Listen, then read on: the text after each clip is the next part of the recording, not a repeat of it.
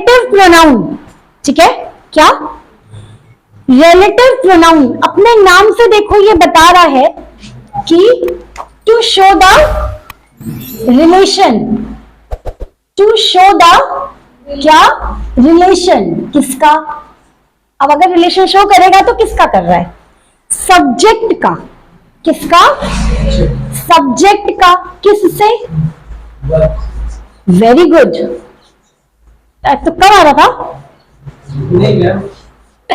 Subject का जो आगे एक्शन हो रही है या जो आपको क्लॉज दिया है या जो आपको फ्रेज दिया है, ठीक है, सब्जेक्ट का वर्ब से, फ्रेज से, क्लॉज से, ठीक है, ये आपको क्या बताता है, रिलेशन बताता है। जैसे कि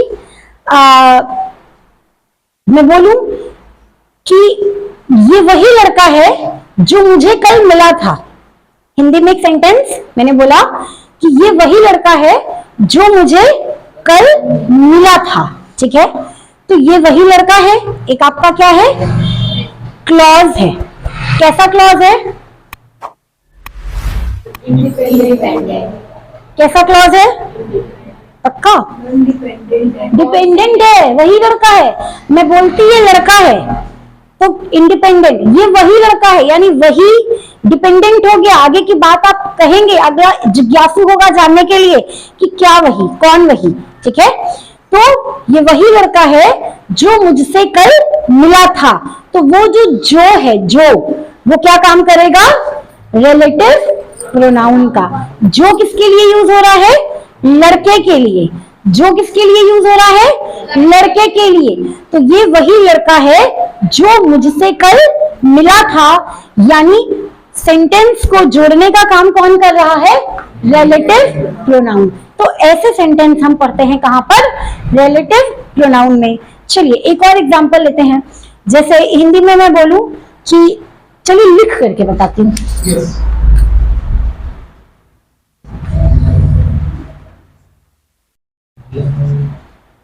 यह वही लड़का है जो मुझसे कल मिला था, ठीक है, तो यहां पर देखो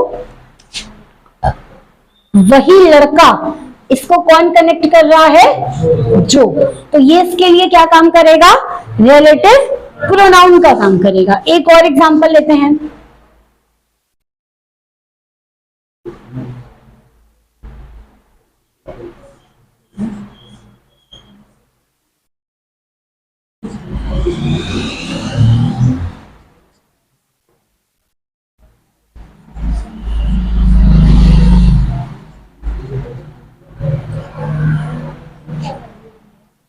यह लड़की जो बहुत अच्छा गाती है, यह लड़की जो बहुत अच्छा गाती है, तो यहां पर ध्यान से देखिए, यहां पर जो किसके लिए यूज हुआ है, इस लड़की के रिलेशन के लिए, यानी ये जो पीछे वाला सेंटेंस है ये किसको रिफर कर रहा है, इस लड़की को, जिसे कनेक्ट कौन कर रहा है, ये जो, ये कौन है, रिलेटिव प्रोनाउन है। तो कई बार ये सेंटेंस पढ़ने में हमें ऐसा लगता है कि ये कंजक्शन का काम कर रहा है, कंजक्शन पढ़िए ना सबने, कई बार ऐसा लगता है कि ये जो सेंटेंस है ये कंजक्शन का काम कर रहा है, यानी दो वाक्यों को जोड़ने का काम कर रहा है। तो अंतर यहां पर ध्यान से समझेंगे कि कंजक्शन में क्या होता है कि दो सेंटेंस को आपस में जोड़ा जाता है according to their subject, according to their object, according to their verb, लेकिन रिलेटिव प्रोनाउन में यहां पर जितने भी रिलेटिव प्रोनाउन के वर्ड यूज होते हैं वो सभी आपस में क्या करते हैं, सब्जेक्ट का सेंटेंस से रिलेशन बताते हैं। क्या करते हैं, सब्जेक्ट का सेंटेंस से रिलेशन बताते हैं। अगर आप इस सेंटेंस को सिंपल सेंटेंस में तोड़ना चाहें तो कैसे लिखेंगे, यह लड़की है, क्या है, यह लड़की है, या यह लड़की अच्छा गाती है। ये कैसा सेंटेंस हो गया, यह लड़की अच्छा गाती है, ये एक नॉर्मल क्या है आपका सेंटेंस है कि यह लड़की अच्छा गाती है, ये एक क्लॉज है, ठीक है। अब आपने क्या कह दिया, यह लड़की जो बहुत अच्छा गाती है, तो ये जो बता रहा है ये क्या कर रहा है, आपका इस सेंटेंस को रिलेटिव में चेंज कर दे रहा है। समझ पा रहे हैं? यानी कि क्लॉज का नाउन के साथ रिश्ता कौन बता रहा है, ये यही हमारा जो। तो ऐसे शब्द को, ऐसे वर्ड्स को इंग्लिश में क्या कहा जाता है, रिलेटिव प्रोनाउन। क्या रिलेटिव प्रोनाउन क्लियर हो गया?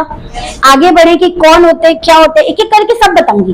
पहले अभी हमने समझा कि रिलेटिव प्रोनाउन का अर्थ क्या है, what is the exact meaning of relative pronoun. यहां तक क्लियर होता है? आगे बढ़ जाए, कौन कौन से, हु, हुज, हुम, हुज, आगे पीछे से कोई अंतर नहीं पड़ेगा, which, what, that, where, और ये हमारे क्या होते हैं, रिलेटिव प्रोनाउंस होते हैं। इन सभी का अर्थ जो, जिसमें, जिसका, ठीक है, अलग अलग कॉन्टेक्स्ट में अलग अलग, ये जो के लिए, जिसका के लिए, जिसका जिसकी के लिए रिलेशन बताता है, विच यानी जिससे, ठीक है। तो ये हम एक एक करके डिटेल में करेंगे, ठीक है। कारण ये है कि जब आप एक एक करके पढ़ोगे तो ज्यादा अच्छे से समझ में आएगा, इसलिए मैं यहीं पर इसका तो सबसे पहले हम किसके लिए पढ़ेंगे, हु के लिए। देखिए यहां पर एक एक करके सारी चीजें एक्सप्लेन करूंगी। सबसे पहला टॉपिक है हमारा हु, रिलेटिव प्रोनाउन का पहला टॉपिक हु। हु का शाब्दिक अर्थ क्या होता है, कौन। हु का शाब्दिक अर्थ कौन, हु आर यू, तुम कौन हो, ठीक है। ये कब यूज होता है, जब हम इसे इंटेरोगेटिव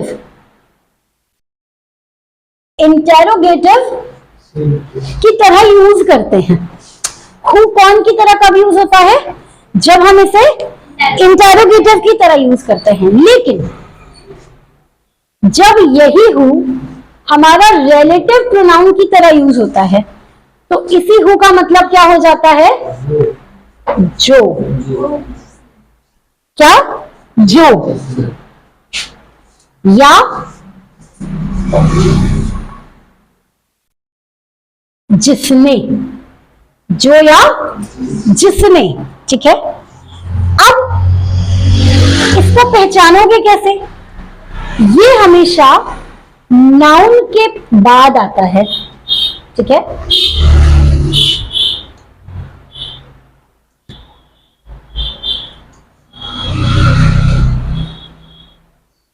नाउन के बाद आता है और अपने बाद हेल्पिंग वर्ब और मेन वर्ब लेकर के आता है, ठीक है।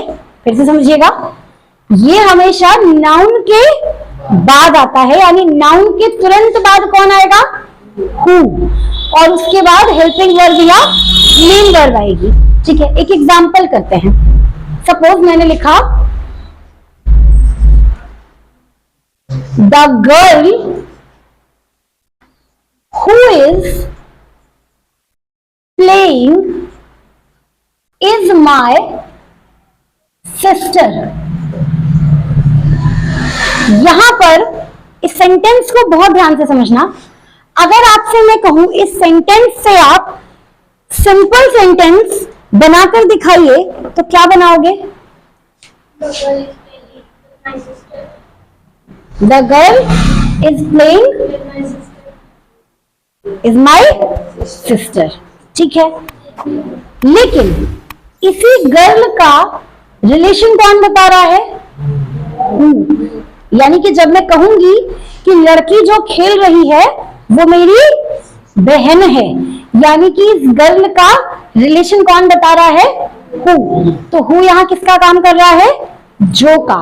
और अगर आप इस स्ट्रक्चर के अकॉर्डिंग देखो तो ये क्या है, नाउन। नाउन के तुरंत बाद क्या आ रहा है, और हु के तुरंत बाद क्या आ रहा है, हेल्पिंग वर्ब। और समझ में आया, समझ में आया, तीनों तरह से समझ में आया। चलिए एक और सेंटेंस लिखते हैं।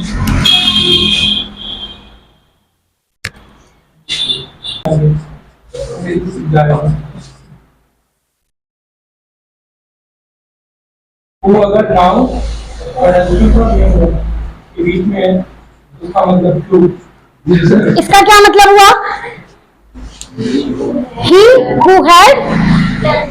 who has done this। और अगर इसी सेंटेंस को आप और अच्छा करना चाहते हैं, किसी को इट का स्ट्रक्चर याद आ रहा हो, तो कैसे लिखते थे? It is he, it is he who has done this. याद आया इट का स्ट्रक्चर? इट में भी बताया था मैंने। तो इट इज ही क्या है? ही क्या है? नाउन या प्रोनाउन? तो ही हमारा क्या है? प्रोनाउन है। प्रोनाउन के बाद क्या यूज हो रहा है? हु। यहाँ पर नाउन हो सकता है या प्रोनाउन, तो यहाँ पर क्या लिखा मैंने? प्रोनाउन। प्रोनाउन के बाद तुरंत क्या आ गया? हु। और हु के बाद तुरंत क्या आ गया? हेल्पिंग वर्ब और मेन वर्ब। समझ में आ गया? अच्छे से समझ में आ गया? It is he who has done this. या वही है, यहां पर हु किसका काम कर रहा है? जिसने, जिसने इस काम को किया है। यहाँ पर हु जो का काम कर रहा है, और यहाँ पर हु किसका काम कर रहा है? जिसने। या वही है जिसने इस काम को किया है। समझ में आ गया? याद करो, मैं जब उस दिन रिफ्लेक्सिव प्रोनाउन का आपको एग्जाम्पल लिखवा रही थी, रिफ्लेक्सिव नहीं, शायद पॉजिटिव प्रोनाउन का, तो वहां पर लास्ट में एक सेंटेंस था जहां पर हु फिल करना था। तो मैंने बताया था कि ये मैं आप जब आगे आपको पढ़ाऊंगी तो आपको एक्सप्लेन करूंगी। किसी को वो एग्जांपल याद है? Anybody? The man who found the bird.